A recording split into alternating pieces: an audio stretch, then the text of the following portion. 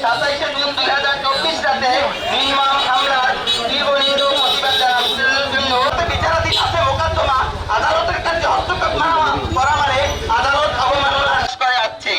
আমার বাবা ভান্ডারিয়া মৌজায় 614 615 নং দাগে জমির উপর বসত বাড়ি দোকানঘর এই রাঘব পোয়ালরা মাত্রার থাকলেও পরবর্তীতে মামলা দেওয়ার সঙ্গে ষড়যন্ত্র চলতে থাকে।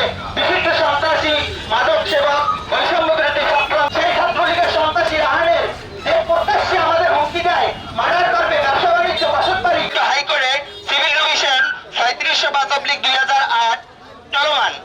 উক্ত জমি আমাদের দুইজনের স্বাক্ষর নেয়। আমরা পালিয়ে পালিয়ে বেড়াই। পরবর্তীতে উকিলের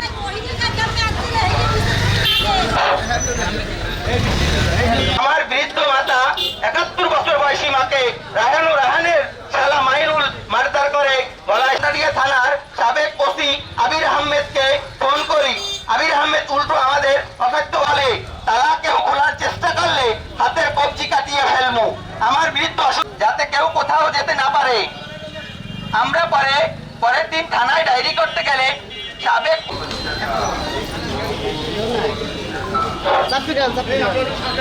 এবং মোকদ্দমা পরিচালনা করিয়া আসিতেছে। উক্ত জমিতে দেওয়ানি নাম্বার 127/94 দেওয়ানি নাম্বার থেকে তো আরেকটা আজ 22 বছর থেকে তার ঘরে ভাড়া থাকি। আজ শাহজাহান মিয়ার ভাইবো জাহাঙ্গীর মিয়ার ছেলে রাহাত মিয়া সে আমাদের ধমকি দিচ্ছে, ভয় দেখাচ্ছে যদি ঘর ভাড়া দেওয়া হয়, যদি কিছু করা হয় তাহলে তোমাদের আইনের ব্যবস্থা নেব, তাহলে মৃত্যুর লেগে যুদ্ধ করতে হবে।